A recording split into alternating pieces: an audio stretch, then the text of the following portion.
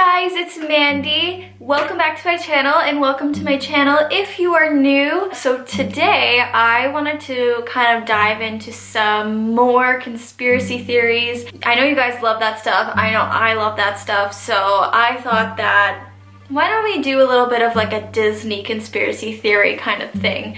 And it's only because Disney is known for putting subliminal messaging and some kind of like crazy things in their movies. Y'all know and love, like Lion King, Little Mermaid, things like that. And I find these kinds of conspiracy theory videos are really, really interesting because I really love learning about all the crazy things that are hidden within Disney movies, especially since we grew up with it, especially, you know, millennials and everything. We all know all of these movies, so I thought it would be really interesting to just kind of hop in and like see what I could find. So today we are going to be diving into Snow White and the Seven Dwarfs. I'm talking about the 1937 original movie, motion picture. Am I stupid? Like, I literally can't. If you guys enjoy conspiracy theory videos and like want me to do more things like this, please let me know in the comment section below. Before I start this video, please hit that like button and hit subscribe if you haven't already, if you like to see more of these videos. So let's hop right into it. So there's a lot of conspiracy theories surrounding Snow White, and I did a lot of research, and there's a lot. If you guys just Google it, you'll find a lot, but I just kind of wanted to do the ones that kind of stood out to me and like I didn't really know about before, and the ones that I thought were kind of crazy. And if you guys haven't seen Snow White, which I'm sure you have, it's about this pretty much a child. In the original Grimm's brother version, she's actually around 7 years old. And in the movie, I believe she's supposed to be around 14. She has a wicked stepmother that wants to be the fairest of them all, and as Snow White keeps growing up, she only gets more beautiful, and so the wicked stepmother just wants her to work and stay dirty, and that will bring her fairness down, but it doesn't work. You know, yada yada yada. Snow White runs away. She meets 7 dwarves that take care of her. She takes care of them. The wicked witch comes and kills her, and then the prince comes, kisses her. They live happy ever after. That's how we know and love it to be. But Snow White, if you watch it, this is gonna ruin your childhood. Oh my gosh, what am I doing? I will never watch the movie the same again. And this specific detail is like, it's so believable because if you watch it over again, it makes so much sense. But the first conspiracy theory is Snow White's prince is actually Death, or Grim Reaper, escorting her to her afterlife. And there's a lot of references throughout the film that suggests the prince is Death and Death is coming for Snow White. Just like when they first met each other and they had a flirtatious thing going on, she was afraid and she ran away, just like her understanding that he's Death and she's afraid. But then when she's back in her tower, they have a little interaction with white doves, which is what symbolizes the soul freeing itself or something like that. I don't really know the specific details on that, but that's what it's supposed to symbolize. White doves are supposed to symbolize that. When she dies, the prince comes, gives her the kiss of death, and if you guys noticed, she's saying goodbye to the dwarves as if she's never gonna see them again. Like, goodbye. Like, why is that necessary? Like, she's saying goodbye to them. She hops on a white horse, which is a biblical reference.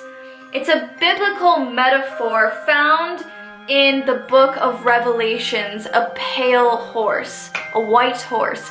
And if you guys watch the end of the movie, they're literally walking into a castle on a cloud. The castle is literally in the clouds. So this prince is literally escorting her to her afterlife, which is beautiful in a sense, but like kind of ruins the whole image of happily ever after, prince comes and saves the day. Yeah. If you watch the movie again, it'll all make sense. The next conspiracy theory is about how Snow White is supposed to be about cocaine.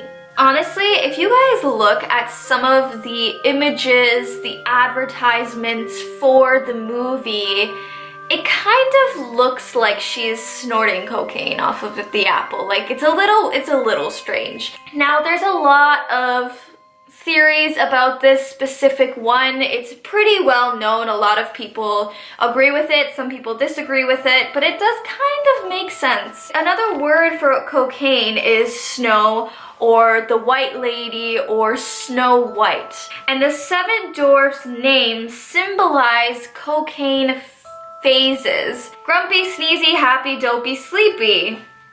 And they all work in a diamond mine. It's kind of funny, it's kind of stupid. I don't know if I agree with this, but it does kind of make sense if you think about it. I don't know, what do you guys think? Now, I really wanted to dive into this, because this isn't a conspiracy theory at all. Like, this is just the original, which I think backstories of where Disney stories come from is very morbid. Like Sleeping Beauty, you know, like if you guys know the backstory of that, Peter Pan and Snow White, and a lot of, like, Disney doesn't come up with these ideas.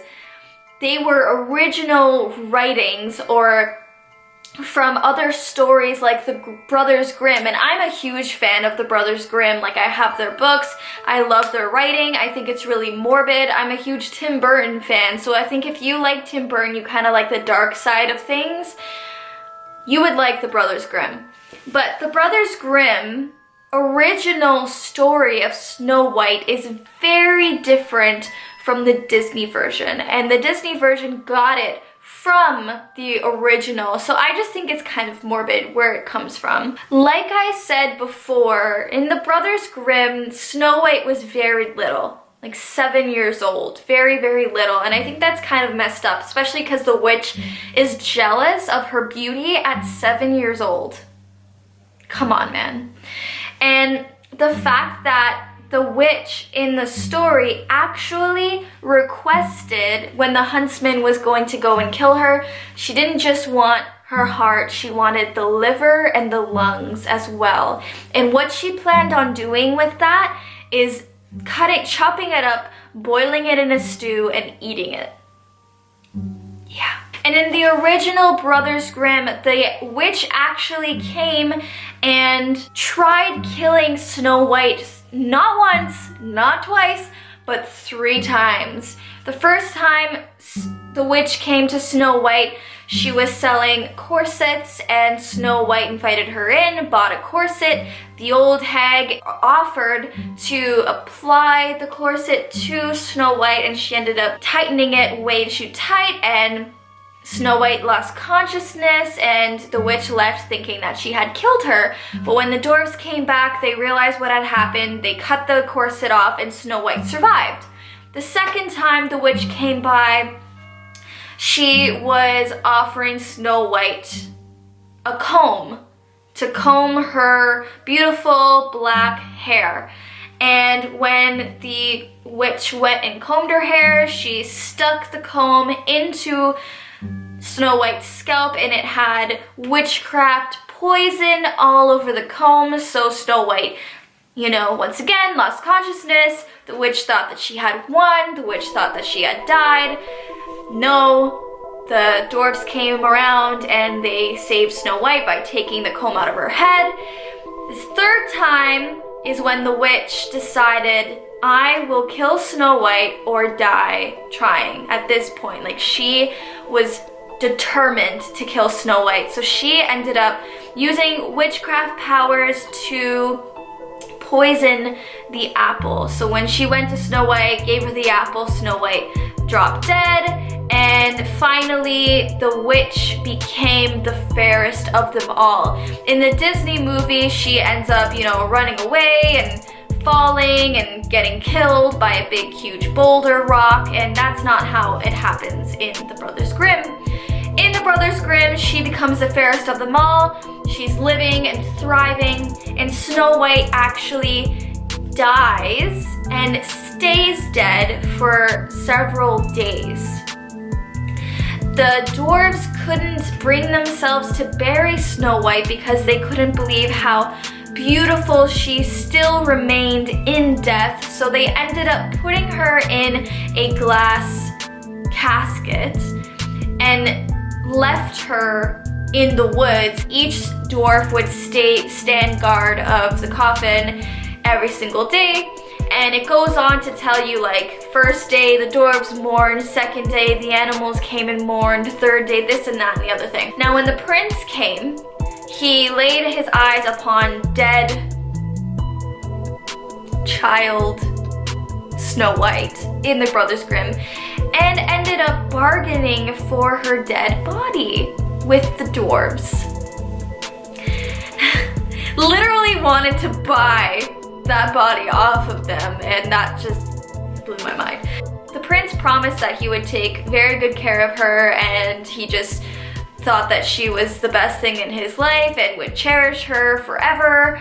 And so the dwarves ended up saying, okay, we'll give her to you. They ended up carrying her casket for the prince, and as they lifted her casket, there was the poison bite of the apple actually fell out of her mouth, and she awoke and she was like, hey, what's going on? Where am I? And the prince told her what was going on and said, I love you.